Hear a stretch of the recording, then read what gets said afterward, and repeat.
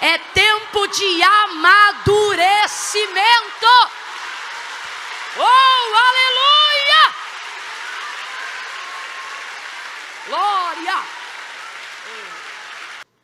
Lucas capítulo 22. Foi a palavra que Deus colocou no meu coração para essa noite. Verso 28 em diante. Oh, aleluia!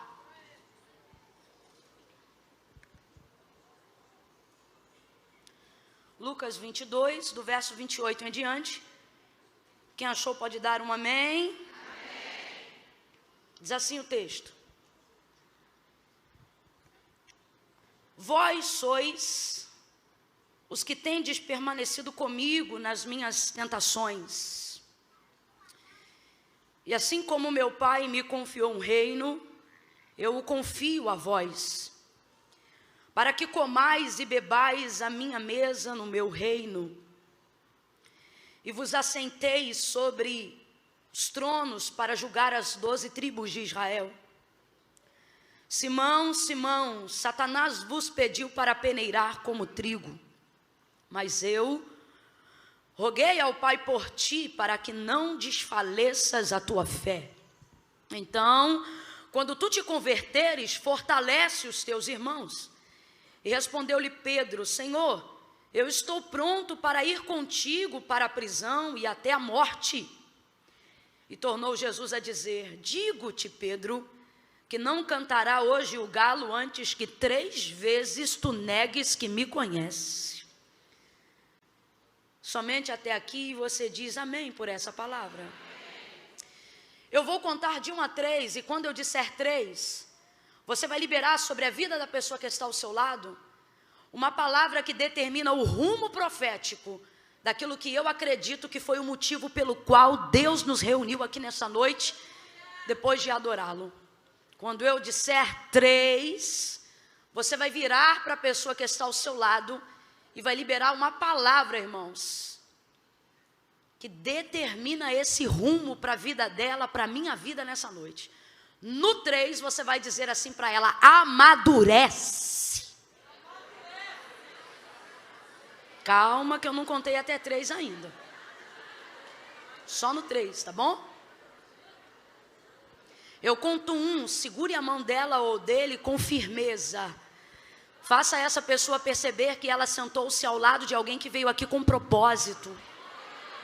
Não faça disso um momento esquisito, não faça disso um momento estranho. Não segura meio requenguela. E se for para fazer aquela carinha do emoji que vai virando o olhinho porque não gosta de falar para o irmão que está do seu lado, não faça, porque a palavra de Deus diz que o que não é por fé é pecado. E aqui ninguém é obrigado a nada. A adoração verdadeira é espontânea, e o que é espontâneo é voluntário. Agora, se você entende e acredita que muitas vezes, para Deus chegar em alguém, Ele pode usar anjo, pode usar o que for, mas normalmente a prioridade de Deus é passar por nós, a fim de chegar em alguém. Se você entende que a vida de alguém pode ser abençoada num aperto de mão, se você entende que a vida de alguém pode ser alcançada por causa da intrepidez, da unção que ocupa a sua vida, segure com firmeza e faça essa pessoa perceber que você não veio fazer uma social. Faça ela perceber que calhou dela sentar ao lado de uma profetisa do eterno. Segure a mão dela aí. Segure a mão dele se você estiver ao lado de um homem. Segure com firmeza. Eu conto 1. Tire o sorrisinho de canto de boca, porque Deus quer falar conosco muito seriamente.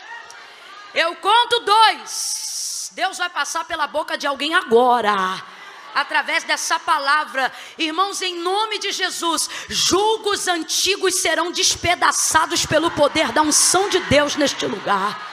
Todo mundo aí fora, conosco agora, 2,5. Quando eu disser 3, você vai chacoalhar e vai dizer para ele ou para ela: amadurece, amadurece. Aí para o vizinho da ponta não achar que você foi usado só para um, você repete a mesma coisa para o outro, tá bom? 3, libera a palavra, vai. É tempo de amadurecimento. Oh, aleluia! Glória! Aleluia! amadurece.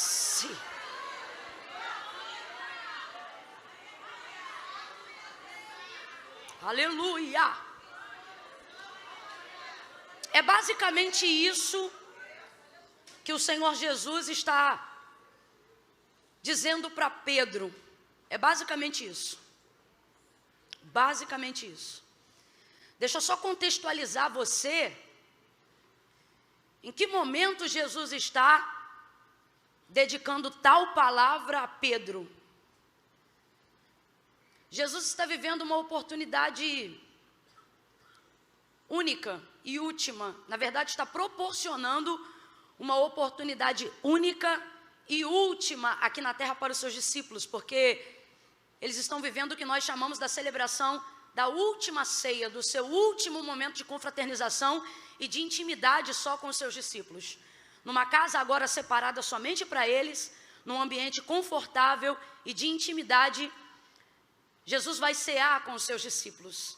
Vai passar alguns comandos, algumas orientações, conselhos e orientações finais. E eu gostaria que você se reportasse comigo a esse momento agora. Imagine uma casa acolhedora de teto baixo, uma mesa onde cabem todos juntos de uma só vez, os 12 mais o mestre, mais o Senhor, todos eles reunidos ao redor dessa mesa.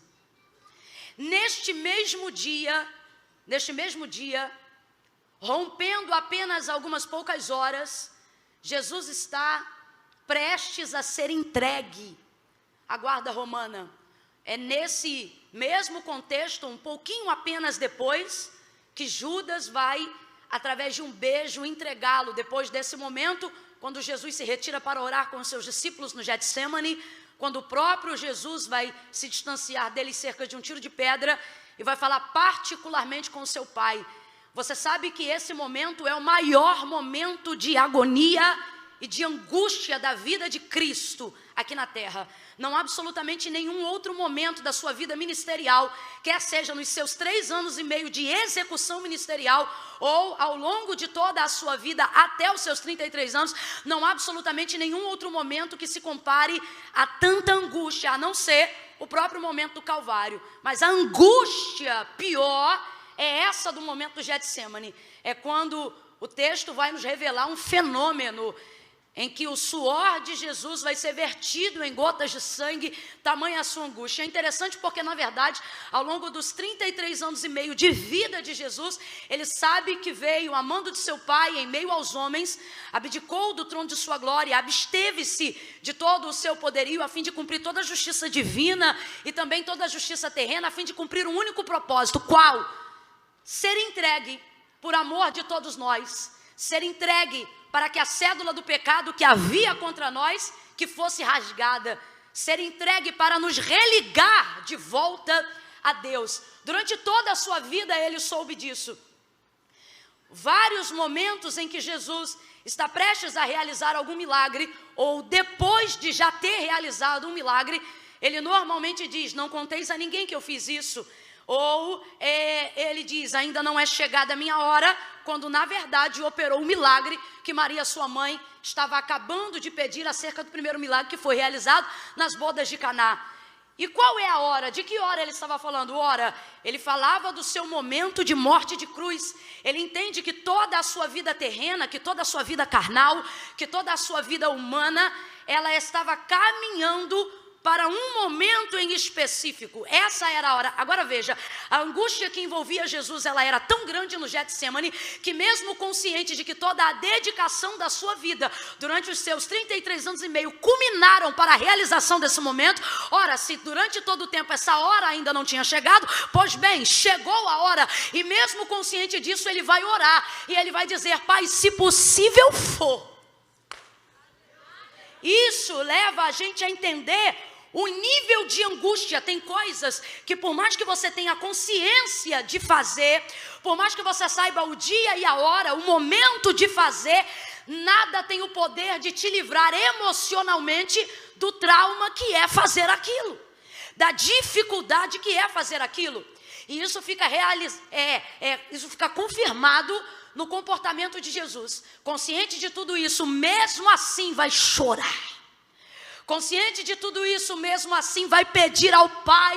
E por que ele pede? Porque o Pai sempre ouve tudo que ele pede. Mas nesse dia o Pai vai ouvir, mas este pedido em especial não será atendido. E é por isso até que ele continua a oração dizendo: meu pedido é esse, porém, sobretudo, todavia, seja feita a tua vontade.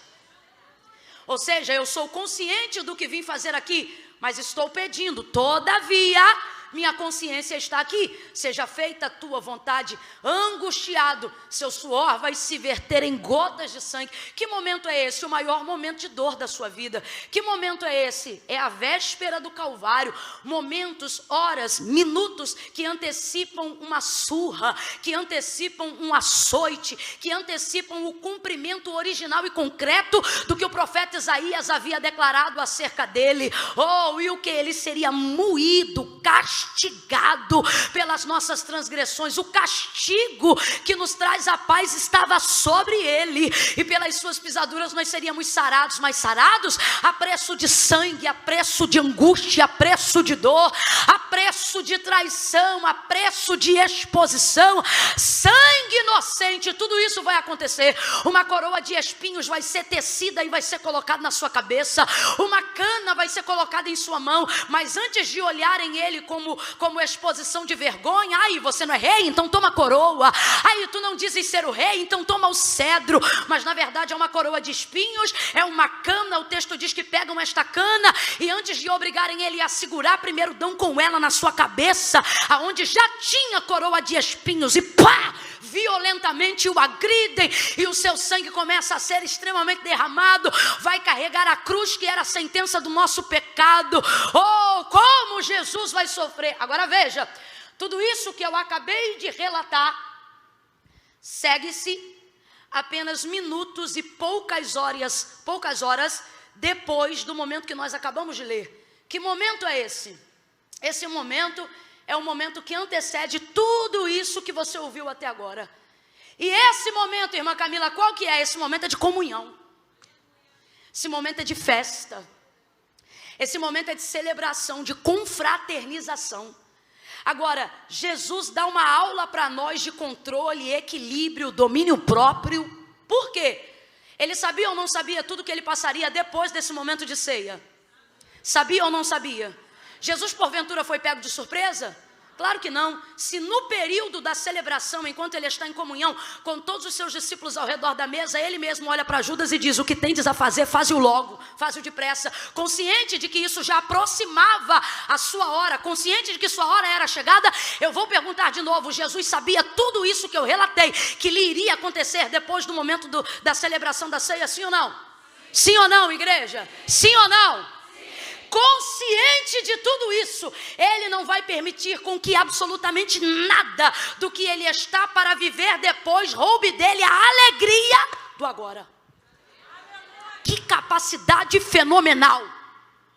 Agora, essa não é uma capacidade apenas de Cristo, mas uma capacidade que foi compartilhada aos homens. Se assim não fosse, o próprio Cristo jamais teria compartilhado conosco o seguinte ensinamento: não cuideis de andar ansiosos por coisa alguma. Há uma capacidade em nós para que nós possamos fazer o que Jesus está fazendo nesse momento. O que Jesus vai fazer? Agora, no seu momento de celebração, ele vai aproveitar esse momento para dar alguns conselhos finais, para dar algumas orientações. Afinal, ele, na sua natureza humana, vai se ausentar. E você sabe que 3 dias é o suficiente para quem não está estruturado se afastar daquilo que aprendeu. A maior prova disso é que uma das primeiras realizações depois de Jesus, depois da ressurreição de Jesus, é ir de encontro aos discípulos de Emaús.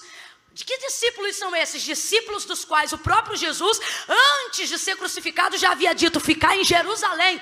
A ordem era para ficar em Jerusalém, não importa o que acontecesse, mas Jesus já vai ter que vir da ressurreição, tendo que buscar esses 2 que estão saindo da direção e do comando que ele havia dado. O próprio Jesus vai demonstrar momentos de descontentamento, não com a sua liderança, mas com a maneira deles aprenderem. Vez ou outra ele dizia: vocês são tímidos. Vez ou outra ele usava os discípulos como exemplo da geração. Oh, geração incrédula, até quando vocês me terão convosco? Ele estava dizendo: até quando vocês vão negligenciar a oportunidade de aprender comigo? É como se Jesus dissesse, se vocês estão tímidos agora na minha presença, o que será de vocês na minha ausência? Então Jesus vai aproveitar esse momento de celebração agora para dar alguns comandos finais. Jesus vai falar sobre a manifestação do seu reino. E eu acho que dentre muitas coisas que fazem ele ser Deus, essa é uma das que me chama a atenção. Qual? Perceber que somos falhos, perceber que temos pontos de negligência, perceber que temos pontos de erro, mas ainda assim não nos destituir do comando que ele nos deu. Por quê? Porque na verdade não é que ele acredita em nós, é que ele acredita nele. É que ele acredita no investimento dele, no poder do nome dele, no ensino dele. Por que eu estou dizendo isso? Gente, dá uma olhada rápida entre os discípulos. E como diz o próprio Augusto Cury, olhando rapidamente por cima, você vê um sanguíneo, você vê um outro bipolar. E Jesus está entre todos eles, sabendo que um deles é o traidor e ainda assim consegue chamá-lo de amigo. Jesus está sendo hipócrita, leviano, sagaz? Não. O que Jesus está dizendo? Aquilo que você faz contra mim não muda quem eu sou para você. Amigo. Uma das coisas que fazem de fato Deus ser Deus na sua divindade é a consciência que ele tem, se assim eu posso dizer, de que ele sabe que faz por nós coisas que ele sabe que nós não somos capazes de fazer por ele, e mesmo assim continua fazendo, continua livrando, continua guardando, continua curando, porque a sua ira dura só um momento, mas a sua misericórdia se estende de geração em geração. Participando desse momento agora com seus discípulos e dando esse comando, Jesus vai dizer: olha, como meu pai me confiou um reino, eu confio esse reino a vós. Jesus não permite com que aquele momento seja destruído no coletivo por causa do que ele vai passar no individual. Jesus está dizendo a alguém hoje aqui: até quando você vai destruir o coletivo por causa de problemas individuais? Até quando nós vamos permitir que a nossa ansiedade não domine só a gente, mas também destrua o ambiente do lar, destrua a convivência conjugal, destrua a paz do ambiente de trabalho? Consciente de que vai viver todas essas coisas, o controle está em suas mãos. E o texto diz, irmãos, agora avalia comigo esse dia. Vamos comigo lá para aquela sala onde Jesus está com seus discípulos. Ele pega o cálice, ele pega o suco da vide e ele diz assim: este agora é o meu sangue que é entregue por vós. Eu estou fazendo essa aliança com vocês. Quem é que gosta de culto de ceia? Diga amém. Quem aqui costuma ter uma roupa especial porque tem em grau mais elevado o culto da ceia? Diga eu aqui. Eu sei como é. É um culto que a gente chora mais, é um culto que a gente se entrega mais, porque a gente sabe do que está sendo lembrado. Agora imagine um culto, abre aspas, é só para você entender. Imagine um culto onde o homenageado é o celebrante. É só para você entender a oportunidade que os discípulos estão tendo ali naquele momento.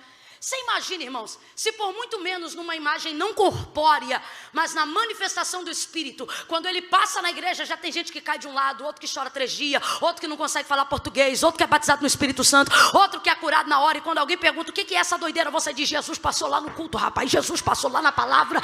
Oh meu Deus, eu recebi uma coisa de Deus. Agora você imagina o lugar em que o próprio Jesus, sendo o Senhor, é também o dirigente do trabalho. É mais ou menos isso, é mais ou menos isso. Aí ele mesmo pega, ele diz: olha, está aqui, esse é o meu sangue que é entregue por vós. Aí ele parte o pão, e eu não sei, mas me parece que esse partir do pão é de um jeito que só quem for para as bodas do Cordeiro vai ver de novo. Porque os discípulos no caminho de Emaús andam com o Cristo ressurreto, andam com ele, falam com ele, ouvem ele, olham para ele e não identificam que é ele. Mas quando entram na casa, o texto diz que ao partir do pão um catuca o outro e diz: é ele. Que partir do pão é esse? Aí ele parte o pão e ele diz: olha, este é o meu corpo que é partido por vós. Ele diz: olha, eu vou fazer uma aliança com vocês. Enquanto todos nós não estivermos juntos para beber disso aqui, no meu reino eu não tocarei mais no suco da vide, meu irmão. Se tiver uma adega no céu, ela está guardada desde o dia que Jesus subiu, para poder dizer: eu só vou tomar de novo quando vocês se assentarem à minha mesa comigo no meu reino. Fez com eles uma aliança extraordinária. Quem está conseguindo se transportar para esse momento, diga glória a Deus. Quem está conseguindo se imaginar ao redor da mesa, imaginando o próprio Jesus servindo e conversando e sorrindo e amando e perdoando e instruindo, essa oportunidade eu vou viver ela. Eu vou viver ela assim como Ele é, nós seremos, e como Ele é, nós o veremos. As bodas se aproximam. Agora os discípulos tiveram a oportunidade de viver uma prévia disso. Aí olha, gente, que coisa extraordinária. Prestes a viver tudo isso depois, o texto diz que, tendo ceado, cantou um hino. Que será que Jesus cantou? Agora você imagina, se a pastora Marilé cantando, a gente já se arrepia. Eu fiquei chocada. Não. Aí fiz assim para ele. Quando vem alguém cheio de Deus e ministra, a gente diz, meu Deus. Você imagina Jesus terminando a ceia e puxando uma canção. E tendo dado graças, terminou ali e cantou um hino. Olha para alguém aí e diga, cante. Como assim, irmã Camila? Ora, gente, aqui. Vai ser cuspido, vai ser vituperado, vai ser exposto, vai ser moído, vai ser crucificado, vai receber canada na cabeça, vai receber coroa de espinhos, vai carregar a cruz, vai ser entregue por Judas, vai colocar a orelha de Malco no lugar, vai ser negado por Pedro. Tantas coisas acontecerão depois deste momento, mas veja, nada do que Jesus vai viver depois rouba dele a alegria de entender o que ele está vivendo agora. Irmã Camila, o que você está dizendo? Tem alguém aqui dentro dizendo, oh, que noite abençoada, como é bom ser ministrado por hinos, mas amanhã meu dia começa, amanhã eu tenho um julgamento, amanhã eu tenho uma providência na justiça, amanhã eu tenho que pagar uma dívida, amanhã eu tenho que ir na casa lotérica, amanhã eu tenho que negociar uma situação, amanhã eu tenho que assinar uma carta de divórcio, eu sei lá, tantas coisas para resolver depois, e você não consegue, você está se dividindo entre o culto e o que você vai fazer amanhã, entre o que você está vivendo aqui agora e o que você vai ver amanhã, e no final você não vive nada. Por quê? Porque o amanhã não tem o poder de mudar o seu hoje, e o seu hoje tem poder até de definir o amanhã, mas quando? Hoje? Não, só amanhã. Irmã Camila, o que você está dizendo? Estou dizendo que se eu ficar pensando no amanhã, eu não resolvo nada, mas se eu viver hoje, eu chego amanhã preparada, eu chego amanhã fortalecida, para receber o que eu tiver que receber, perder o que eu tiver que perder, assinar o que eu tiver que assinar. Quem é Jesus? Jesus é alguém que tem um controle incrível, ele não permite com que aquilo que vai viver amanhã roube dele o agora. Jesus está dizendo a alguém aqui, cante nessa noite, celebre nesta noite, adore nesta noite, o que você vai fazer amanhã já está entregue na mão de Deus, então celebre a comunhão hoje, adore hoje, dê lugar a Deus hoje, fale com Ele hoje, dê o melhor glória a Deus que você puder hoje, o melhor aleluia hoje é hoje. Aí Jesus canta e vai dar instrução para eles. Olha, como meu pai me confiou um reino, eu confio esse reino a vós. Dentre essas Jesus vai dar outras instruções. Só que olha que coisa louca que vai acontecer nesse contexto. Quando Jesus termina de fazer isso e canta um hino, gente, eu já ia estar arrebatada.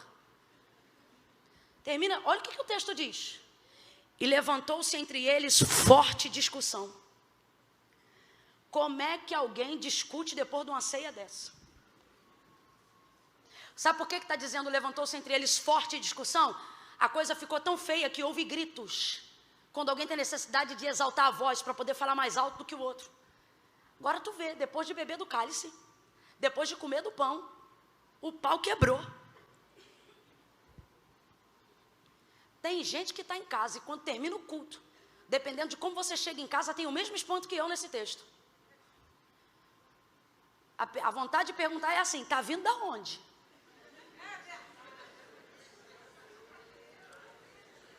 Não foi para a igreja que você falou que ia? Foi para a igreja. Não, mas já chega, aí o culto foi uma benção, mas quando você vê a louça na pia, você é miserável, vocês não lavam um copo. Eu não posso beber uma água, porque vocês só sabem beber. Encher a garrafa, ninguém enche, seu desgraçado. E lá, lá, lá, e lá, lá, lá, e lá, lá, lá. E o pau começa a quebrar. Depois de você quase ter sido arrebatado pelo poder da igreja. Chega em casa virada no giraia. chutando tudo, reclamando, brigando com o marido, reclamando do chinelo da porta de quem não tirou as fezes do cachorro do quintal, reclamando da toalha molhada em cima da cama. Isso é só para a gente refletir. Só que o caso aqui é muito mais sério. O conteúdo da forte discussão entre eles era que eles começaram a pensar quem seria o maior entre eles. E por que essa discussão começou entre eles? Porque não é coincidência. Jesus começa a falar da sua ausência. Eu vou para o meu pai, fiquem direitinhos, faça tudo que eu mandei. Jesus está falando que vai se entregar, que logo, logo ele não estará mais entre eles. Ou seja, quando eles percebem a manifestação da ausência de Cristo, logo eles pensam quem é que vai ficar no lugar de líder. Primeira coisa, Jesus não pode ser substituído por ninguém. Segunda coisa, quando uma cadeira ficar vaga, antes de ocupá-la, primeiro chore a ausência de quem não está mais lá. De vez em estarem chorando pela ausência de Cristo, estão pensando quem é que vai ocupar o seu lugar. Pois eu lhe digo, quem não chora a ausência de quem perdeu não é digno de ocupar o lugar de quem estava antes. Começam a brigar para saber quem é o maior, para saber quem tem mais condições potenciais de estar entre eles. Aí Jesus chega para acabar com a discussão. Acabou de ser. Jesus chega para acabar com a discussão.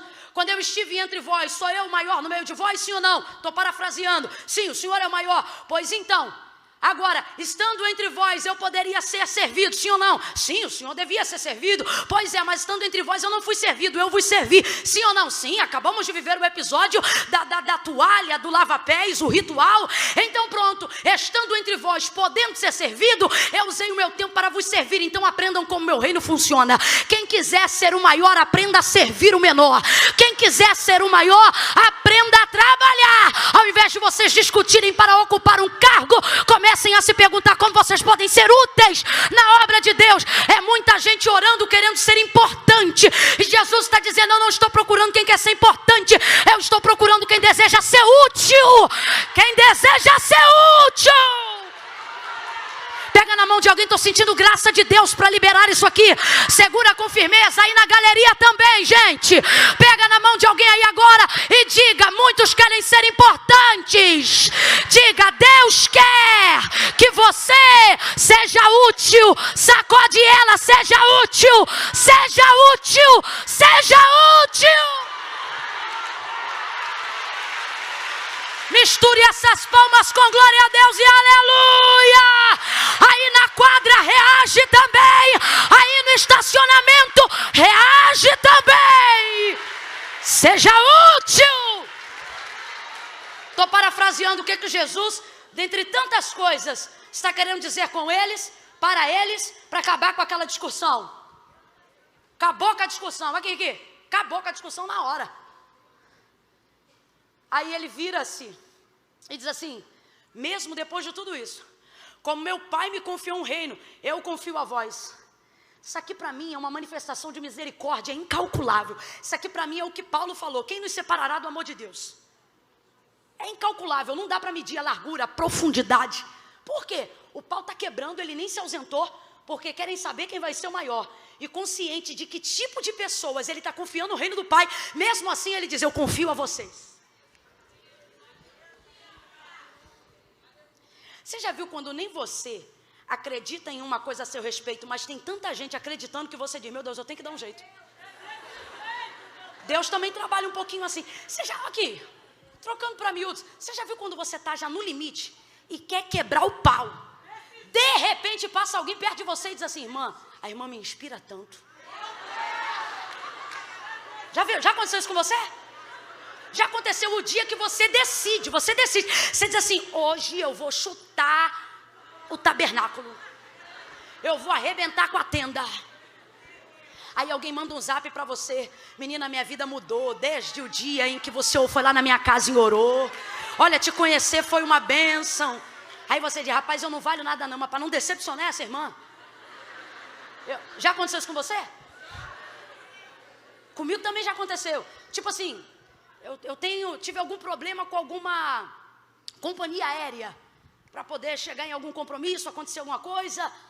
Aí quando eu chego lá, dá tudo errado, a companhia não faz nada direito, e o funcionário não está capacitado para responder, e eu tenho muita dificuldade, não como não saber, eu tenho dificuldade com a falta de humildade em admitir que não sabe. E aí mentir, enganar e fazer qualquer coisa.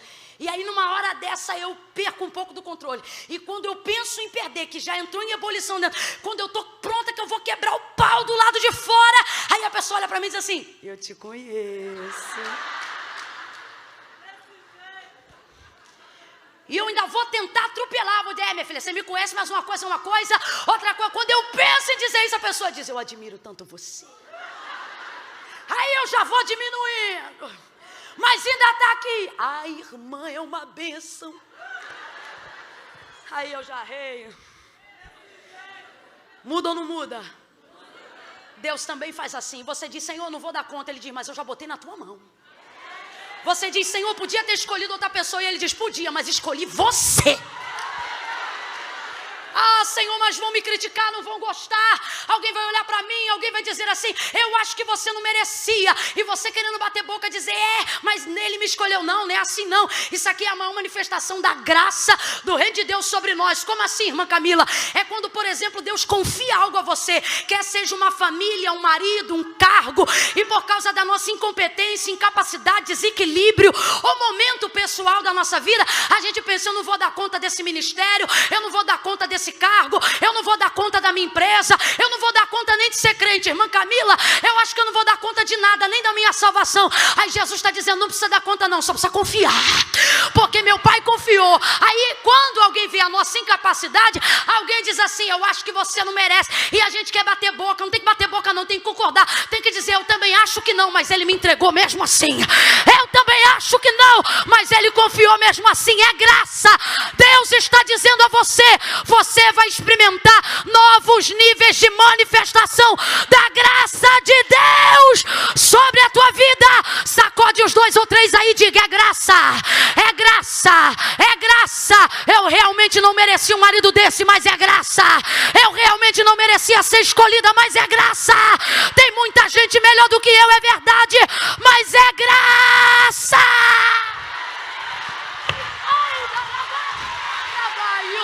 Graça! Ei, baraijo! Eleblaxande rebacandaraia! O que faz um Pedro que nega Jesus no momento mais importante da vida de Jesus, ser o primeiro apóstolo, ser o primeiro doutrinador da igreja? Graça! Vamos abolir hoje os julgamentos que temos ao nosso próprio respeito sobre os nossos méritos, porque são eles que estão destruindo a nossa capacidade de desfrutar tudo aquilo que o céu quer nos ensinar, quer nos confiar. Mesmo depois de um episódio ridículo desse, quando eu digo ridículo, é porque imagine, irmãos, o Filho do Deus vivo na celebração do ato mais solene da igreja até o dia de hoje, e o desfecho disso ser uma discussão. Jesus acaba com aquilo, promove a manifestação de sua graça e diz: olha, mesmo assim, é basicamente isso, como meu Pai me confiou um reino, eu confio a vós. Eu o confio. Teu marido pode não acreditar em você, teu pai pode não acreditar em você, teu filho pode não acreditar em você. Hoje Jesus te trouxe aqui para dizer: eu confiei algo a você, e eu estou confiando este algo a você. Não transfira a sua responsabilidade de ser mãe. Eu confiei isso a você. Não transfira a sua capacidade de liderar. Eu não estou nem aí se você vai ser a melhor líder do Brasil. Eu confiei a você a capacidade de liderar esse departamento, de liderar essa empresa. Como meu Pai me confiou um reino, eu confio a vós. Só que olha que coisa interessante. Tendo dito isso, ele se vira rapidamente para Pedro e diz: Simão, Simão, quem você acha que começou a briga? Os 12 estão discutindo, mas ele só exorta de maneira diretiva um. Quem você acha que começou essa fusaca?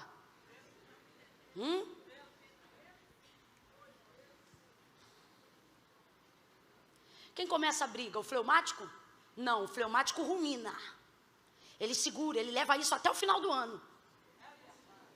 O sanguíneo não leva até o final do ano, ele estoura agora. Ele cria problema para os outros para o final do ano, mas também depois perdoou, acabou.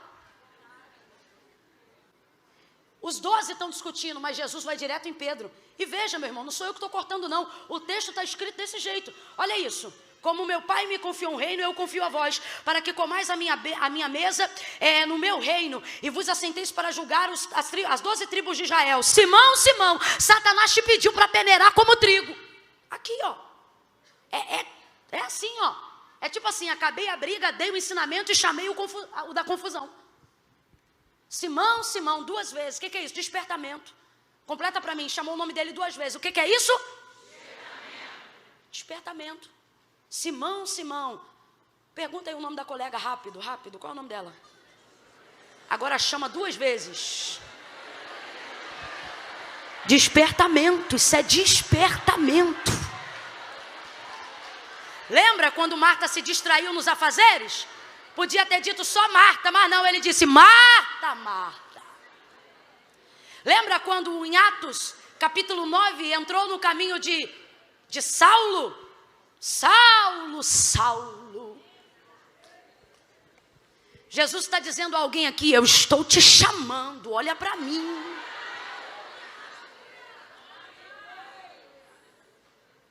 Simão, Simão.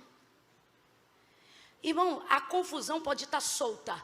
E você pensa, Jesus visita todo mundo. Não, Jesus não visita todo mundo. Jesus visita quem influencia, quem começa. Arão e Miriam, os 2 falaram de Moisés, mas só um viveu a sentença, Miriam.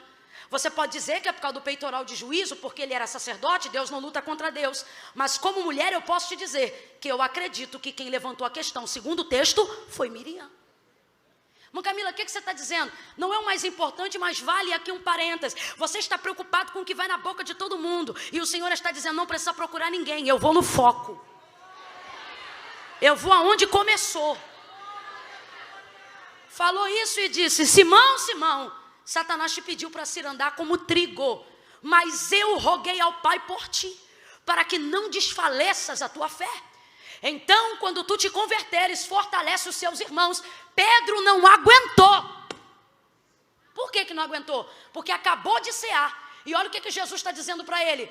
Satanás te pediu. Até aqui tudo bem. Mas eu roguei ao Pai por ti. Melhor ainda, Jesus me conhece e me livrou, porque é meu amigo, porque é meu Senhor. Até aqui ótimo, a minha vaidade não foi afetada, o meu ego não foi atropelado. Opa, estou bem na fita. Eu roguei ao Pai por ti para que não desfaleças a tua fé. Então, e é aqui que tudo muda. Quando tu te converteres, oi? Vou falar rasgado, que é para todo mundo entender. Tomou ceia, mas tu não está convertido. Tomou parte no sangue, bebeu do cálice, comeu o pão, estou te inserindo na videira, estou te inserindo no corpo, mas a obra de conversão não está concluída, tu não é convertido. Eu tenho um amigo lá em Brasília que quando eu faço alguma coisa errada, falo alguma bobagem, alguma coisa assim para mexer, para brincar com ele, ele vira para mim na hora e diz assim, tá ceando assim? É um jeito de dizer assim, tu é crente, miserável. É mais ou menos isso. Agora tenha esperança, por quê? Porque não há exortação de Jesus sobre a vida daquele que ele ama, sem vir salpicada de misericórdia. Olha o que ele diz. Então, quando tu te converteres, ou seja, tu não está, mas vai ficar. E ele diz assim, olha, vai ficar tão bom, que quando tu te converteres, tu vai fortalecer a fé dos seus irmãos. O que Jesus está dizendo nas entrelinhas? Pedro, você é bom, mas não está pronto.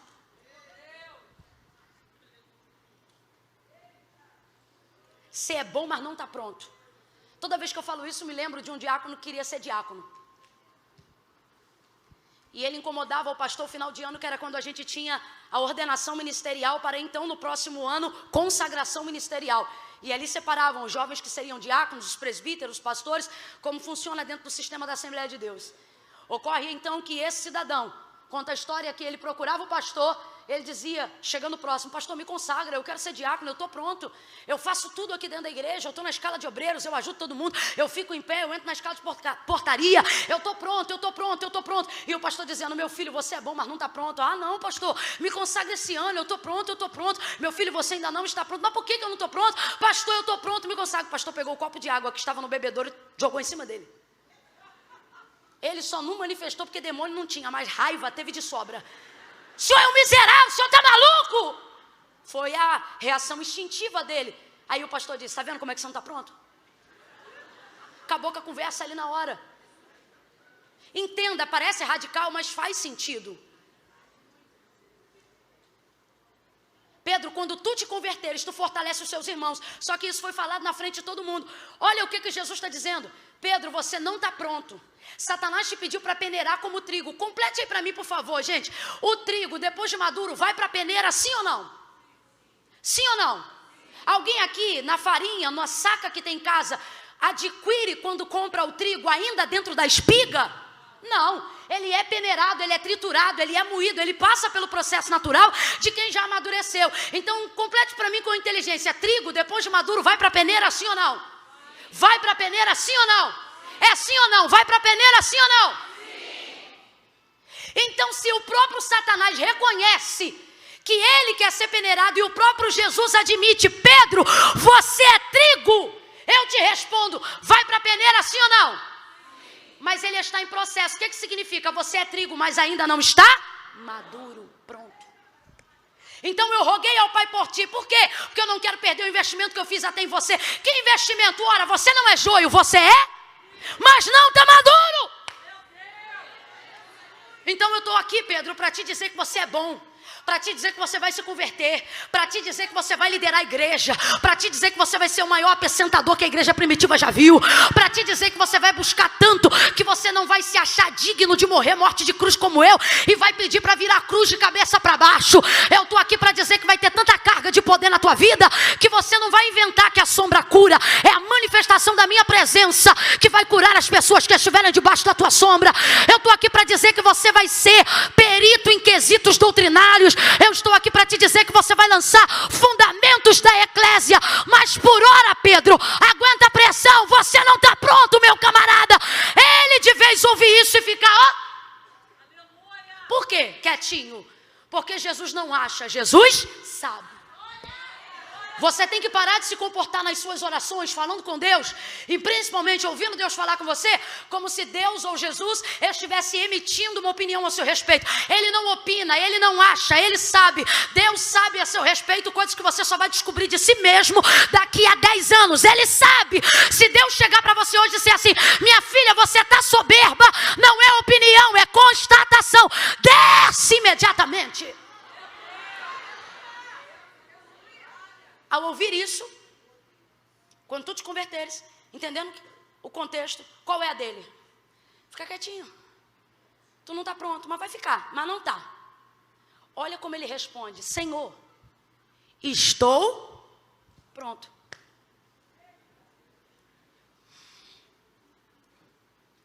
No contexto do que nós estamos ministrando aqui, o que Jesus está dizendo para Pedro é exatamente isso. Pedro, você é bom, mas não está pronto. Aí ele ouve a exortação, ele ouve, perdão, o despertamento e de vez fica quieto ou dizer amém, não. Olha como ele responde, estou pronto. Vez ou outra a gente faz isso. Quem fulano pensa que é para falar comigo desse jeito? Jesus acabou de dizer, Pedro, você é bom, mas até o que é bom, se for usado antes do tempo, estraga o que deveria ser tão bom. Quem já comeu manga de um bom pé? Um pé que você diz assim, ó, eu tive minha infância lá no cantão da estrada de Madureira, num lugarzinho chamado Marapicu, depois de Cabo Sul. Tinha várias mangueiras na rua da minha avó, tem até hoje. Mas tinha uma que ficava na casa da Tuca. A manga que dava na casa da Tuca não dava no quintal de ninguém. Era da Tuca. Qual o problema? O problema é que a Tuca bebia muito. Quando a Tuca estava bem, ela deixava a gente pegar. Se a Tuca tivesse azedada, ninguém vai pegar minha manga. E naquela época não tinha muro, era tudo cerca. O que eu já fiquei de arranhadão aqui, ó, para poder, ó, pegar manga na casa da Tuca sem ela ver.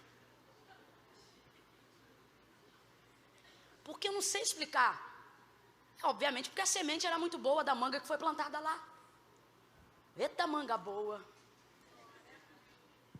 Ela era gente muito boa. Não sei como está hoje, espero que já salva. Porque já abençoou muito a gente lá. Não só com manga, mas com muitas outras coisas. Era uma pessoa muito divertida. A filha dela também de igual forma. Mas quando estava azeda, estava azeda. Mas a gente queria manga da Tuca. Vamos supor, entendendo você que o pé é bom, a manga é boa. Mas se você pegar verde, você vai desfrutar de todo o sabor que ela tem para te oferecer? Não, não vai. É exatamente isso aqui. O que você está dizendo? Crescimento não determina amadurecimento. Vamos falar a verdade aqui? Vem comigo a galera de 15 a 30 anos de idade. Fala para mim hoje, você que tem 30. Dos 18 para cá, você aprendeu muita coisa, sim ou não? Fala a verdade. Entre te oferecer hoje dinheiro, casarão, status profissional e se eu pudesse te oferecer assim hoje, ó, eu vou te fazer voltar à idade de 18 com a cabeça que você tem agora. Ah, o que você escolhia? Voltar no tempo, sim ou não? Sim ou não? Mas peraí, com 18 você já é considerada como adulta. Com 30 você também já é considerada como adulta. O que você está dizendo? Você é adulta, mas sente que ainda não estava madura. Imagina se a gente volta com... Eu não sei porquê, mas eu estou frisando 18, porque principalmente entre nós mulheres, a gente acha que quando vai fazer 18 vai ficar rica, vai casar, vai sair de casa, vai morar sozinha, vai ter carro. Com 18 está tudo pronto. A gente cria essa ilusão na adolescência. Quando eu fizer 18 anos eu vou embora daqui, a gente grita. Vocês vão ver. Com 18 anos a gente se vê de carro, a gente se vê com... Meu Deus do céu, a gente não sabe de nada. Ai, Jesus de Nazaré. Imagina a gente com aquela desilusão amorosa com 18, mas com a cabeça de 30. Ele ia atropelar a gente?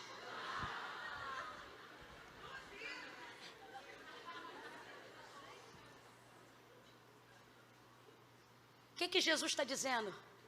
Pedro, não é porque você cresceu, não é porque você me conhece, não é porque você acabou de cear que você está maduro.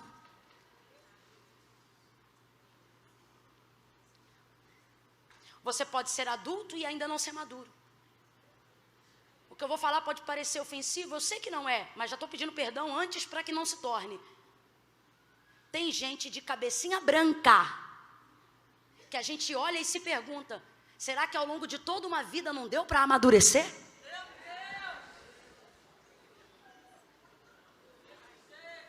Meu Deus do céu. Por quê? Porque crescer não é sinônimo de amadurecer. Jesus está usando o exemplo do trigo para poder dizer, Pedro, você pode ser trigo, você pode ser bom, mas você não está maduro. Quando você vai para Mateus 13, Jesus fala sobre o que está acontecendo aqui através de uma parábola. Aí ele diz assim, porque no reino dos céus será semelhante ao Senhor que deu a semente para os seus servos. Escute isso com atenção redobrada, por favor, que daqui eu já vou finalizando. Eles foram para o campo e semearam a boa semente. Jesus conta na parábola que a boa semente chama-se trigo. Qual é o nome da boa semente? O trigo representa a vida humana no reino de Deus. O trigo representa a nossa vida. Não apenas em Mateus 13, mas por diversas outras vezes relatadas no Novo Testamento, através de contextos da agricultura que Jesus conta. Por exemplo, houve uma ocasião que Jesus passou por uma seara e ele disse assim, vocês dizem que faltam 3 meses para a colheita, mas eu vos digo, olhai para o campo e vede como já está tudo branco, pronto para a ceifa. Jesus está falando sobre as vidas serem alcançadas pela salvação do Evangelho, pela salvação de Cristo Jesus. Jesus está ensinando. Então, o homem representa o trigo, Ouve isso. Aí volta para a parábola de Mateus 13, ele diz assim: o meu reino é semelhante à parábola do semeador, que pegou a boa semente da mão do seu senhor e semeou o trigo no campo, a boa semente. Então eu vou perguntar de novo, qual é a boa semente? Os servos do campo semearam uma boa semente, trabalharam, araram a terra, colocaram uma boa semente, regaram. Só que o texto diz que em dado momento o sono lhes arrebatou. Chegando à noite, eles dormiram. O sono fala do quê? O sono fala de um processo que todos nós estamos sujeitos a passar. O momento da impotência. Por melhor servo que você seja, você não pode tudo o tempo todo. Veja, é o mesmo contexto da parábola das virgens, Mateus capítulo 25, por exemplo. O texto fala de 10 virgens, 5 loucas e 5 prudentes. Só que na hora que deu meia-noite, o texto diz que quem dormiu? As loucas ou as prudentes? Não, o texto diz que todas dormiram. A gente frisa na cabeça que é louca, porque acha que sono é coisa de imprudência. Não, a falta de azeite na reserva é imprudente, o sono é para... O que o texto está dizendo? Você não tem o controle de tudo o tempo todo. Você pode educar seu filho na casa de Deus e em algum momento isso sair da sua mão e você dizer: Senhor, como é que é isso? E carregar essa culpa. E Deus está dizendo: você não tem o controle de tudo o tempo todo. Você não tem o controle dele o tempo todo na escola. Você não tem o controle dele o tempo todo. O sono fala sobre não ter o controle de tudo. O que é mais arrebatador? O sono ou a fome? O sono. A fome parece mais agressiva, mas não causa tanto estrago quanto o sono. Você sabia que em 90% de índice de acidentes que não foram causados por alcoolismo foram causados pelo fator? Você sabia que a maioria das pessoas que vivem um acidente por causa de sono normalmente estão a menos de 1 quilômetro de sua casa? Aí por que o estudo aponta isso? Porque as pessoas vão dirigindo e vão pensando: já estou perto, eu vou chegar. Daqui a pouco eu chego, e daqui a pouco não chega, nem hoje, nem amanhã, nem depois. No sertão, quando a criança tem muita fome e a mãe já não tem nada para dar de comer, nem um biscoito de barro, como se funciona no Haiti, normalmente a mãe tenta dizer assim: filho, dorme que passa. E às vezes passa mesmo para sempre, porque entra em estado de hipotermia na hora do sono e dorme para não acordar nunca mais. É uma morte indolor, porém muito triste, chama-se morte por fome. Então a fome é agressiva, mas você sabe quem é devastador? Sono. Ele é incontrolável, chega uma hora que ele te arrebata. Isso fala sobre a nossa incapacidade diante de algumas coisas, como a parábola das virgens. Não foram só as loucas que dormiram, as prudentes também. Não está tudo no seu controle. Escute isso. Aí o texto diz que depois deles terem semeado toda a semente de trigo, eles dormiram, todos dormiram. São servos, estão no campo do Senhor, porém o sono chegou e eles dormiram. Aí o texto diz que durante a noite, enquanto eles dormiam, veio o inimigo. E o inimigo lançou sobre a terra arada, pronta para receber a semente de trigo. Porém, ele lançou sobre toda a terra a semente do joio. O joio é a semente do inimigo. Completa para mim, por favor. O joio é a semente do... aquela que vem durante a noite, aquela que se aproveita da fraqueza, aquela que usa a terra que foi preparada para o Senhor para ganhar a sua semeadura. Vai ouvindo aí. Quando os servos acordam de manhã e percebem que o joio está crescendo junto com a boa semente, que é o trigo, eles ficam desesperados e conta Jesus na parábola. Eles saem correndo até a porta da casa de seu senhor, bate na porta e dizem: Senhor, qual foi a semente que tu nos deste para semear? Ele diz: olha, eu dei a boa semente para vocês. Qual é a boa semente? Mas agora ocorre que o joio, erva daninha entre as sementes de cereais, está crescendo no meio do trigo. O Senhor quer que nós vamos lá agora e arranquemos essa semente? E ele diz: não, essa semente quem semeou foi o inimigo. Ah, Senhor, então nós vamos lá agora. Olha o zelo com o campo, olha o zelo com a terra. Não é maldade, é zelo. Só que um erro não deixa de ser um erro só porque é sincero. Senhor, nós vamos lá agora e vamos arrancar esse joio. E a palavra do Senhor diz em ponto de exclamação em Mateus 13: e disse-lhes o Senhor: não! Tem um ponto de exclamação, grita comigo, diga não! Não! Diga de novo, não! O Senhor diz: não toque no trigo, deixa crescer junto. Sabe o que a gente tem que aprender? Primeira coisa, trigo não é influenciado pelo crescimento de joio. Primeira coisa que a gente tem que aprender, parar de superestimar o joio, como se por estar crescendo junto ele vai poder sufocar o trigo. Não. A terra que cresce o trigo também cresce o joio. Agora veja, o joio só cresce, porém o trigo frutifica. O trigo produz. E é isso que distingue ele do joio. Tem muita gente que não me toque. Aí é joio. Aí tem que desmascarar. Aí é joio. Aí alguém tem que falar. Aí alguém tem que fazer. E o Senhor está dizendo, não faz nada. Deixa o joio crescer junto. Por quê? Crescimento de joio nunca diminuiu a produtividade de trigo. Crescimento de joio nunca sufocou a capacidade do trigo. A gente tem que ter isso em mente. O Senhor diz não. Completa aí para mim de novo. O Senhor diz não. Ele diz, sabe por que não? Porque ocorrerá que na tentativa de vocês arrancarem o joio, junto com eles vocês vão levar também o... E qual que é o problema? Vocês não vão saber distinguir agora, antes da ceifa, o que é joio e o que é trigo. E por que não vão distinguir? Porque ocorre que o joio, que o trigo, é igualzinho ao joio na fase de crescimento. Quando eu falo de trigo, você lembra da espiga, já cheia de gominho, né? Quem já viu um galinho de trigo aí? Nem aquele de decoração da ceia nunca viu? Quem já viu um galinho de trigo aí? Mas no processo de crescimento, ele não tem aquela espiga robusta. Então, se você coloca um galho de joio e um galho de trigo um do lado do outro, você vai ver que eles são extremamente parecidos, extremamente semelhantes. O que a gente está dizendo? O trigo deixa de ser trigo só porque está em fase de crescimento? Porém, se você tentar arrancar o joio quando o trigo está em fase de crescimento, junto com o joio você leva o trigo. Por quê? Porque apesar do trigo ser trigo, ele é exatamente igual ao joio quando está em fase de... Agora nós precisamos definir alguns pontos. O joio é a semente do inimigo. O trigo é a semente do Senhor da terra. Os servos dizem, nós não podemos deixar o joio crescer com o trigo. Vamos arrancar. O Senhor diz, não façam isso. Por quê? Porque nós vamos ter prejuízo. Que prejuízo? Já pensou se vocês para arrancarem um joio levarem com ele um trigo? Ah, Senhor, agora isso aqui é coisa minha.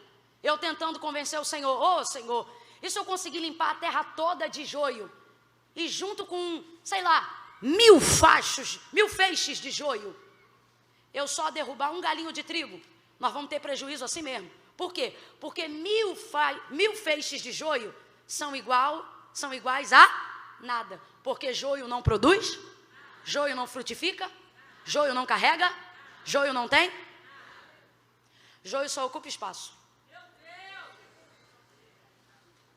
Agora, acerca do trigo, diz assim o agricultor.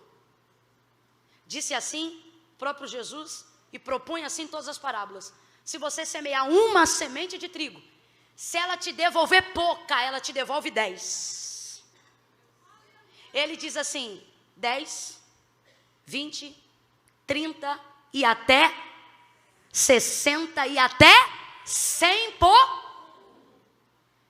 Está dizendo o seguinte, a semente do trigo ela é tão boa que para ter trigo você só enterra uma, mas ele vai te devolver. Se te devolver pouca, ele te devolve no mínimo 10. Por isso que o agricultor quer semear trigo, por isso que a vida do homem vale a pena. Agora, não importa o quanto o joio cresça, ele não produz, ele não gera espiga, ele não tem conteúdo. Você nunca parou para pensar por que o trigo é plantado de manhã na parábola, o joio é plantado à noite, mas o texto diz que os dois crescem? Como é que pode se o trigo foi plantado primeiro? Ora, é porque crescer vazio é mais rápido.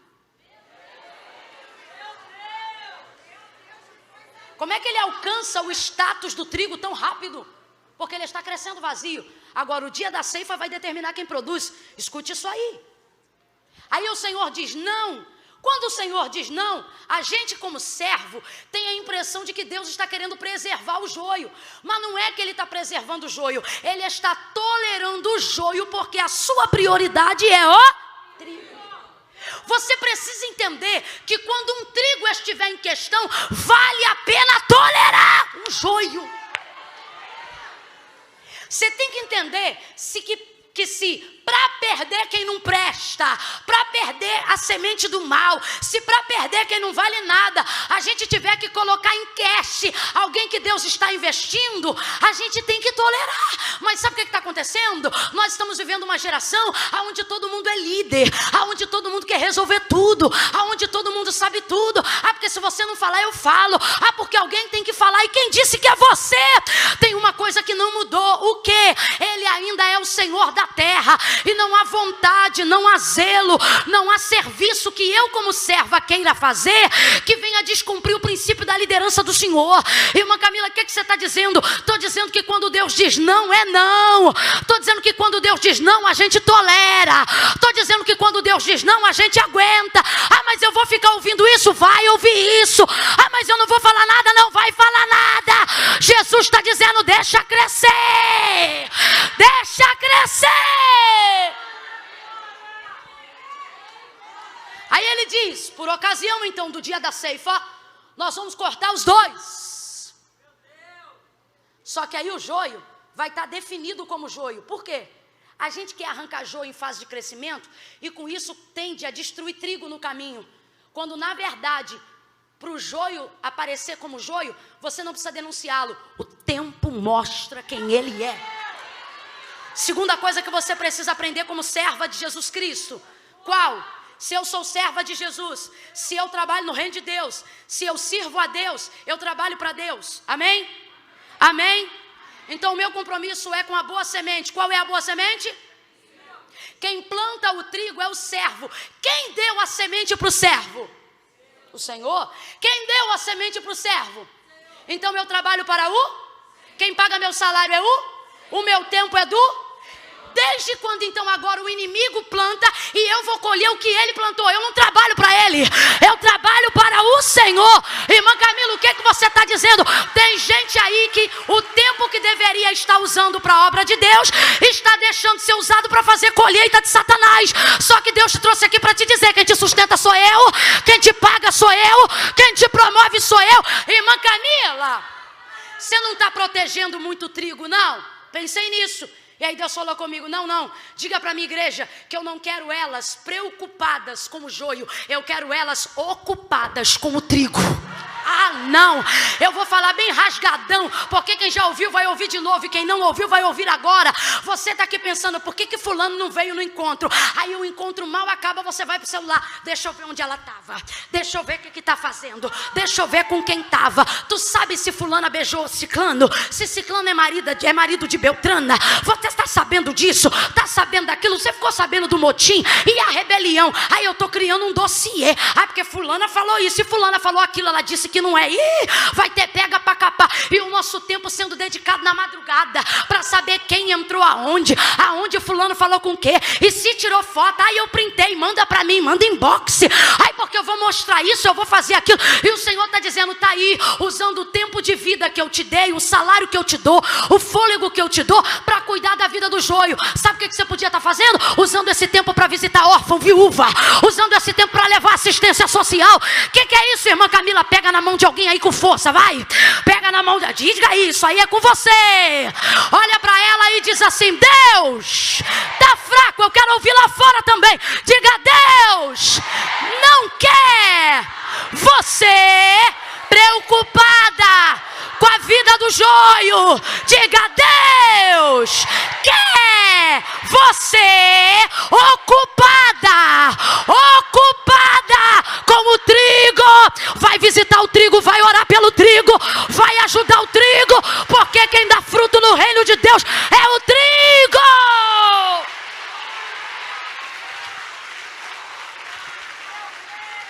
Mas ninguém vai falar que ela é joio. Você acha que só você sabe? Não, vou falar, Deus está mandando, eu vou falar. Você está com um negócio te comendo aqui dentro, dizendo, porque um negócio que já vazou, e você sabe que vazou, e você acha que vazando só você sabe? O Senhor está dizendo, tira a tua mão.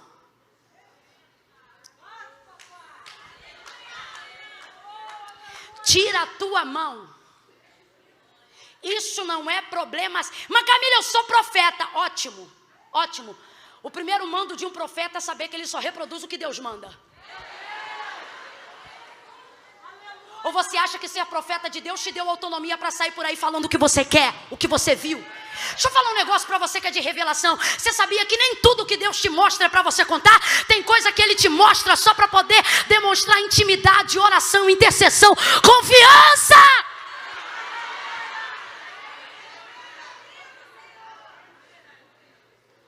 O Senhor está dizendo na parábola, não. O que Ele está ensinando? Para de usar o tempo que eu te dei para cuidar das minhas coisas, para cuidar das coisas que Satanás está plantando. Vocês não trabalham para eles. Desculpa, mas eu vou falar rasgado. É como se Deus estivesse dizendo, você não trabalha para eles, vocês trabalham para mim. Mas vocês estão pegando o tempo que eu dei para vocês para poder cuidar da vida do joio. Mas sabe qual é o problema? O joio não dá nada hoje, não dá nada amanhã e continuará a não dando nada depois, porque ele é joio. Agora, o trigo que hoje dá trabalho, amanhã dará resultado. O trigo que hoje parece com joio, vai mostrar com o tempo que não é joio, que ele é. Isso. Volta para Lucas 22 e eu fecho aqui. Que vocês falam demais. Meu Deus do céu. Pastora pediu tanto, 9:30, vocês não calam a boca. Ó. Volta para Lucas 22. O Senhor está dizendo, Satanás te pediu para se andar como joio? Te pediu para se andar como? Satanás sabe quem é trigo. Eu sei que não é Satanás que está dizendo, eu vejo ele como trigo. É Jesus que está usando o exemplo do trigo. Mas o que Jesus está dizendo? Pedro, você não é joio, você é? Agora volta para aqui, para a aplicação, para você que está me ouvindo. Ei, galera da quadra, pessoal do estacionamento, vocês que estão aí na porta da igreja lá atrás. Eita, povo crente. Se é trigo, vai passar pela peneira. Mas por que Jesus está orando para o pai? Dizendo, pai, não passa ele agora não. Veja, o problema não é se vai passar, o problema é quando vai passar. Por quê? Pai, qualquer discípulo meu vai estar pronto para passar. Agora, o quando determina se vai estar pronto ou não. Então, o que ele está dizendo? Senhor, eu não vim te pedir para livrar ele da peneira amanhã. Eu não vim te pedir para nunca provar um discípulo meu. Eu vim aqui pedir só para o Senhor não permitir com que ele vá agora. Por quê? Porque senão vai destruir meu investimento. Agora, se liga na aulinha de agricultura para a gente fechar. Cresce joio, cresce trigo. Cresce junto. Eu estou aqui pregando, falando de joio. E você vai tomar uma taca, como diz o maranhense agora. Por quê? Porque enquanto eu estou pregando, você fica fazendo a sua listinha de quem é joio. Aí, ó, Deus está falando, ó. Joio. A fulana, joio. Aquilo é joio. Joio, joio. Sei, te conheço. Você faz uma lista de quem você julga ser joio. Porém, escute isso aí. Isso é um equívoco muito grande. Por quê? Não há em nós condições antes dos frutos de determinarmos quem é o joio. Por isso o Senhor está dizendo, não toca. Por quê? Porque o trigo, quando está crescendo junto com o joio, é exatamente igual. Só que o que Jesus está falando com Deus agora, estou parafraseando para você entender. Pai, ele parece joio, mas ele é...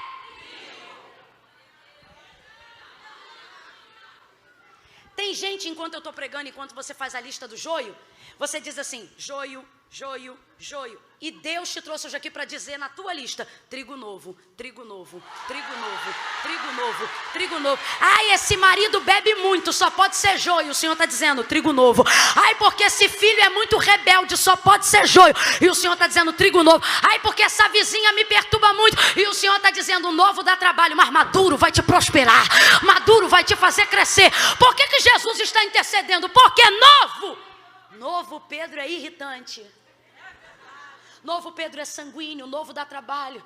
E você está dizendo, não é possível que é joio. Deus me trouxe hoje aqui para te dizer, realmente não é. É trigo novo. O problema é que o trigo, quando é novo, é igual.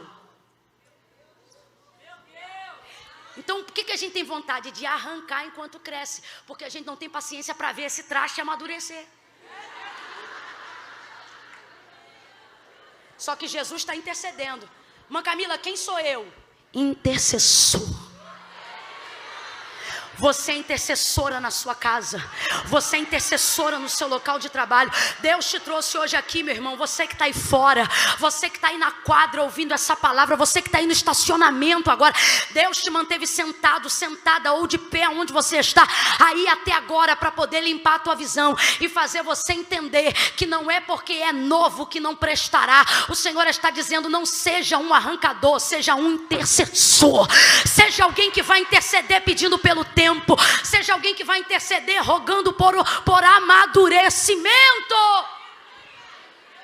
Ouça isso. São iguais no período do crescimento. O trigo novo é assim. Parece joio, mas é trigo. Eu sei que quando você olha aquele boletim vermelho desse menino, português vermelho, matemática vermelho, educação artística vermelho. Aí para acabar, educação física, 0. Aí você lembra das promessas. Deus, tu falou que ia ser um doutor, tu falou que ia ser uma mulher de Deus. Você diz: não é possível o Senhor dizer, esse boletim é do trigo novo. Continua botando ele na explicadora, continua falando com ele, continua orando, unge a cabeça dele. Ai mãe, para que tanto óleo? Chapa a mão nele. Porque novo dá trabalho. Novo a gente tem vontade de matar. Novo o inimigo diz assim: vou carregar. A gente diz que é para viagem. Novo a gente perde a noção. Novo a gente é tentado, a gente é pressionado. Só que Deus trouxe alguém hoje aqui para dizer: novo. Gente, olha Pedro novo. Jesus acabou de falar para ele: você não está pronto. Olha o que ele responde para Jesus: estou pronto. Aí Jesus diz assim: fica quietinho. Quando os romanos vêm, ele pega a espada do outro e corta a orelha do soldado. Olha Jesus pegando a orelha do homem dizendo: fica aí, garoto. Jesus pegando a orelha do homem no chão e dizendo: eu não falei para ficar quieto, menino. Aí bota na orelha de novo no soldado Malco. Aí agora sai ele fugido, cheio de coragem. Queria cortar a orelha do soldado. Pedro está perdido. Agora está na fogueira que se aproxima lá da porteira lá que João abriu para ele entrar. Aí um que é primo de Malco, olha que loucura, olha para ele e diz assim: eu não te vi no monte com ele. Aí ele diz: eu? Nunca te vi lá. Você imagina se o primo do camarada descobre que o que cortou a orelha dele estava lá na fogueira. Aí ele nega. Aí o texto diz que quando ele nega, o galo canta. Tem gente que acha que o galo canta 3 vezes e ele nega. Não, o galo é mais obediente, o galo só canta uma. Quem nega 3 é Pedro. Não conheço, não sei quem é, nunca estive lá. Aí olha a cena mais triste da vida de Pedro. Quando o galo canta, Jesus atravessa o pátio. O texto diz que a cabeça de Jesus olha Pedro por cima dos ombros. Sabe o que é isso? Quando ele negou, o olhar de Jesus bateu de frente com o olhar de... E o texto diz que saindo dali ele foi chorar. Só quem já chorou amargamente sabe que lágrima é essa.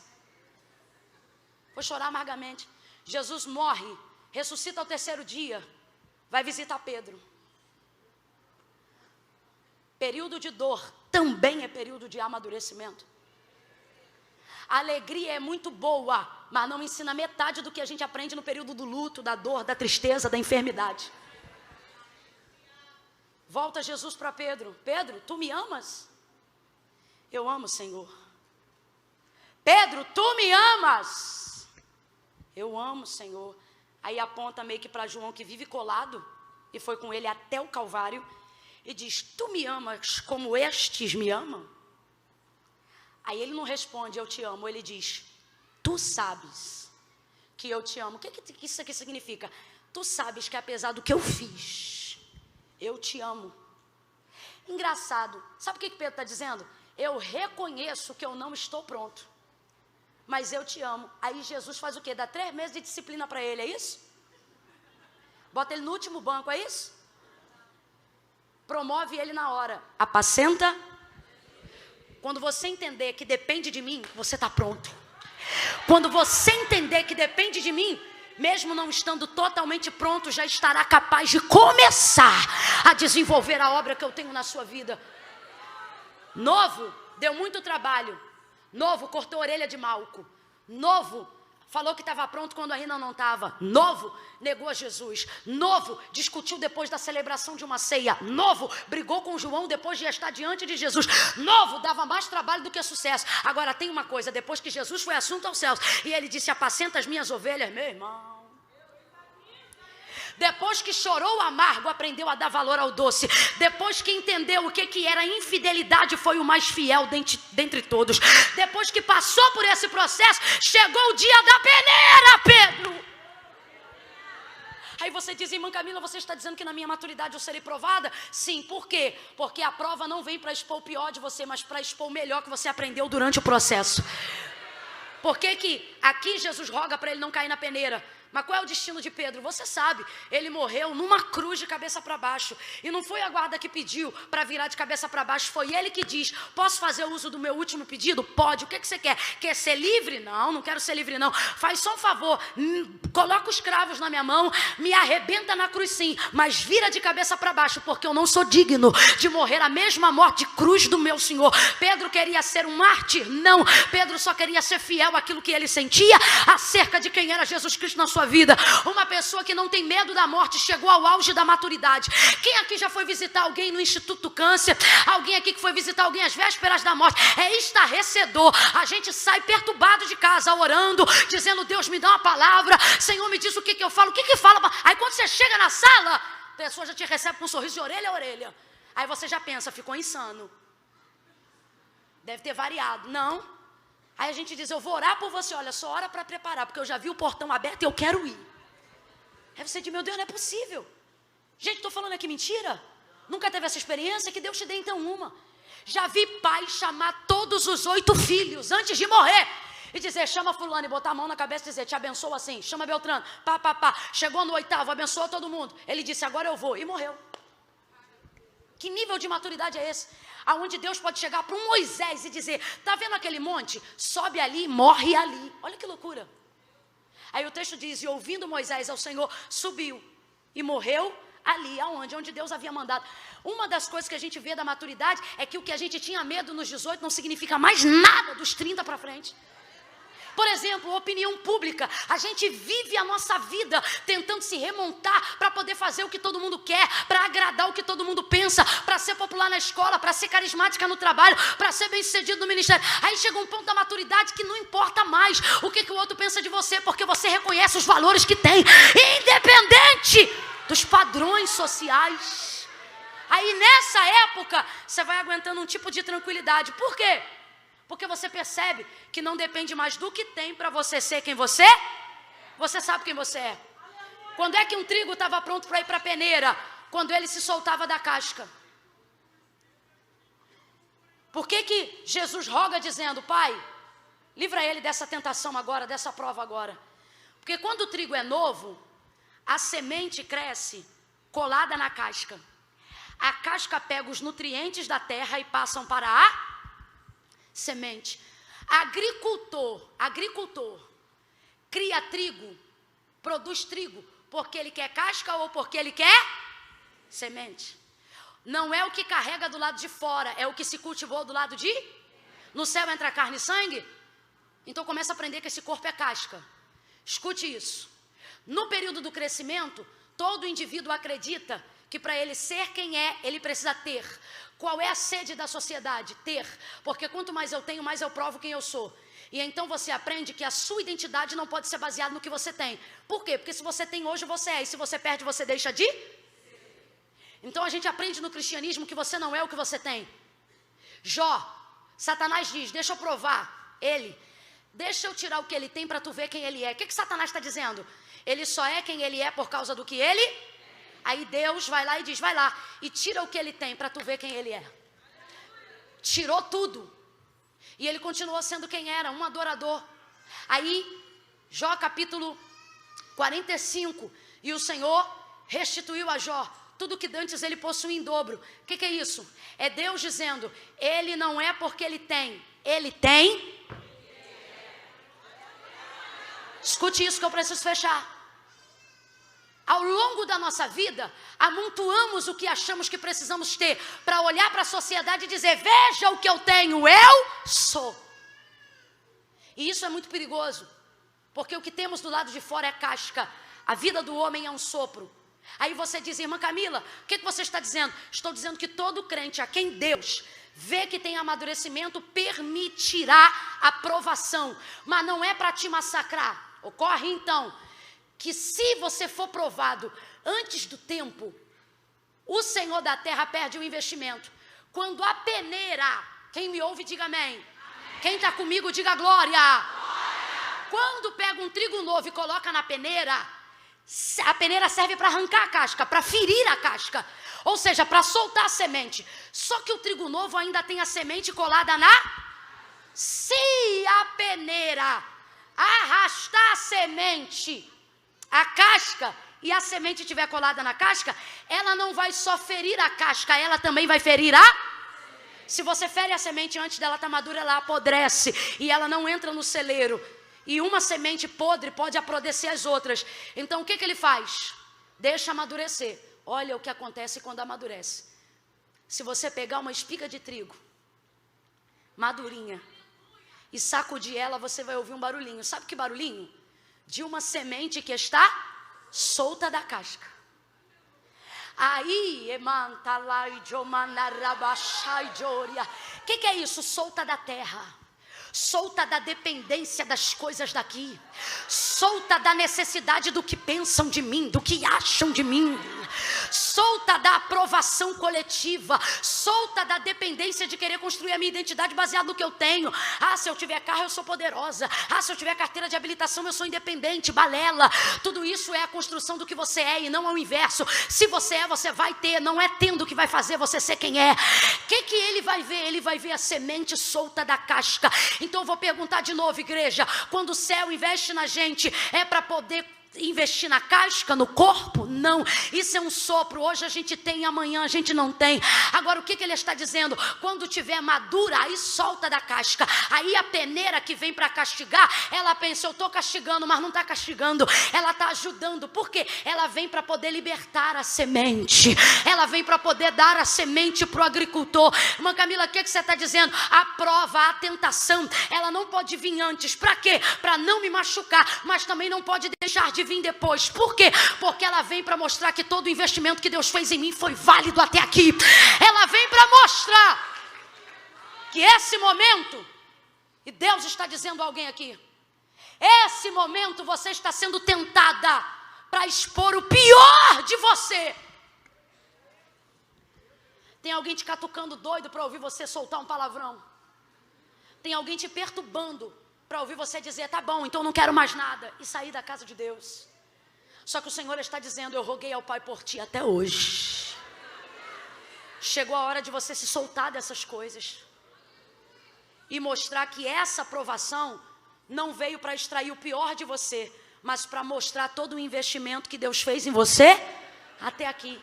Pega de novo na mão dela, vamos orar junto agora. Pega de novo na mão dela. Pega bem firme, galeria, todo mundo, quadra, junto agora, ninguém de mão solta, estacionamento, todo mundo, segura a mão de alguém aí agora onde você está, segure a mão desta pessoa. Oh meu Deus, oh meu Deus, diga para ela, amadurece. Agora olha para ela ou para ele e diz, e solta dessa casca. Sacode um pouquinho para ver se você já ouve o barulho de quem está solto, o barulho de quem está amadurecendo. Deixa eu ver o barulho de quem canta mesmo quando sabe que está sendo provado, o barulho de quem dá glória a Deus mesmo quando sabe que está sendo tentado. Ai meu Deus, eu estou sentindo graça de Deus. Cadê aquele moço que toca aqui? Vem cá, moço, toca aí alguma coisa bem forte. Cadê o menino da bateria?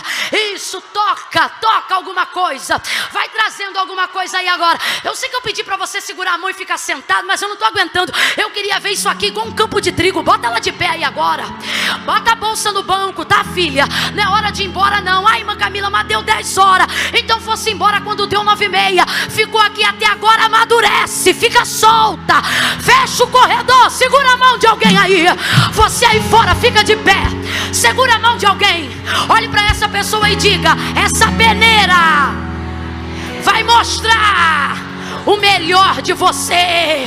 Essa prova vai mostrar que você cresceu. Esse momento vai mostrar que você amadureceu. Essa tentação vai mostrar que você não é mais uma menininha, uma garotinha. Ela cresceu. Ela cresceu. Eu ouço o céu aqui. Você ainda chora dentro do quarto e você diz: Senhor, eu acho que eu não cresci. E o Senhor está dizendo: cresceu, porque antes você chorava na internet, agora você chora no lugar certo. Eu ouço o céu dizendo: ela cresceu. Ela cresceu. Ela amadureceu. Solta da casca, sacode alguém aí e diz: solta da casca, solta da casca, solta da casca, solta da casca. Não importa o que dizem, o que pensam, você precisa saber se você está dando retorno no investimento que o céu tem feito em você. Solta a mão dela não. Alguém olha, alguém que está mais perto da porta, olha para mim lá fora e me traz notícia. Se está todo mundo de mão dada lá fora, me traz notícia. Quem está vendo aí fora? Tá todo mundo? Tá? Amém, amém. Aí na quadra, todo mundo de mão dada agora. Acerca das pessoas que não estão aqui, e você diz: irmã Camila, é joio. Deus diz que você não tem autoridade para determinar quem é trigo e quem é joio, mas que Ele te deu toda a autoridade para investir, para interceder, para fazer crescer. Há outros que estão aqui na condição de Pedro, dizendo: irmã Camila, eu acho que não vai dar para mim. O Senhor está dizendo: eu confiei algo a você, e eu não vou permitir uma tentação maior do que você possa suportar.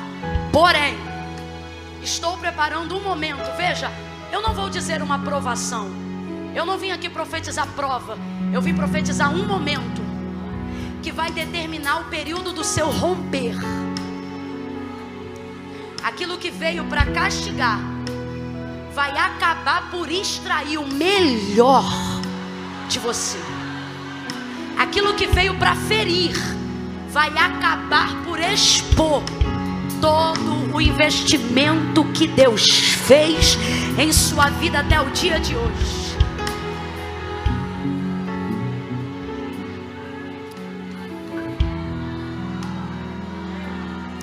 Gente, eu estou aqui diante de Deus, e é como se eu ouvisse uma voz de um coral dizendo assim, desse jeito como eu estou reproduzindo: ela cresceu, cresceu, olha ela lá, ela cresceu.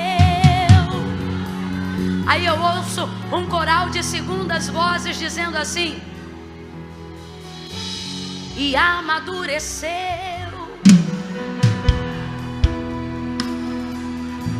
Você vai crescer, e não vai ter só estatura, vai ter também robustez. Você não vai ter só títulos, você vai ter coisas que respaldam os seus títulos. Você não vai ter só cadeiras, você vai ter autoridade para se assentar aonde Deus te colocar. Oh! Amadurece, amadurece, amadurece. Sacode alguém e diz: amadurece. Cresce e amadurece. Solta dessa casca. Quando alguém perguntar assim para você: menina, você não sabe o que falaram de você, você ficou sabendo? Você vai dizer: fiquei. E isso não te machucou? Você vai dizer: não. Por que não?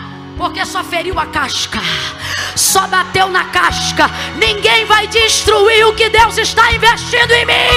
Ninguém vai destruir o que Deus está construindo dentro de mim. Solta da casca, solta da casca.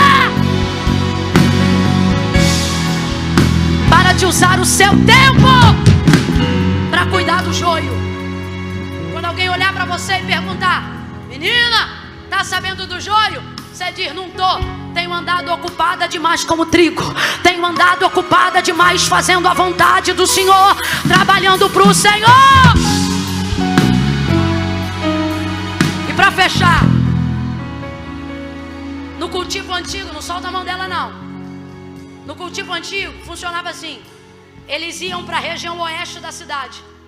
Era onde o vento soprava mais forte, e era lá que eles faziam a separação da casca e do trigo, bem como também lá que queimavam o joio.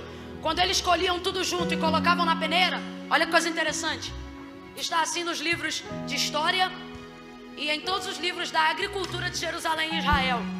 Canto oeste da cidade literalmente é onde o vento faz a curva, é onde passa o vento mais forte, o vento de retirada, o vento que vem de cá e leva o que está aqui para lá. É assim, ó. Aí eles iam para a curva da onde ficava o vento, craquelavam a semente, colocavam na peneira.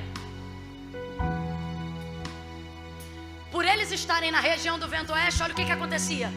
O trigo tem semente, quem tem semente tem peso, quem tem semente tem fruta. Aí olha o que acontecia. Raspou na peneira, né? Arrancou a casca, ficou a semente. Aí olha o que fazia tanto com a casca quanto com o topo do joio. Quando jogava para cima, quem estava passando? O oeste, o vento oeste. É aquele que vem de lá, pega o que está aqui e joga para longe. Aí volta para a peneira, joga aqui, faz assim. A peneira arranhou a casca, arrancou a casca, só ficou a... Só que na peneira, quando você olha, tá tudo confuso. Tá semente, tá casca, tá tudo junto. E o que vai separar o que fica do que vai? Aí eles iam para lá, sabe por quê? Faziam assim e jogavam assim, ó. Quando jogava, quem estava passando? Aí a casca fazia assim, ó. Só que a semente tem peso. Aí quando ela voa, quando ela subia, o vento faz assim com a casca. Leva a casca. Leva o topo da cabeça do joio. Mas o texto diz que o vento passa e a semente de novo no mesmo lugar e vai para o celeiro. O Senhor está dizendo: eu estou investindo em você. Vento nenhum vai te levar, prova nenhuma vai te levar, dificuldade nenhuma vai te arrastar. Segura a mão dela, segura a mão dele e diz: solta da casca.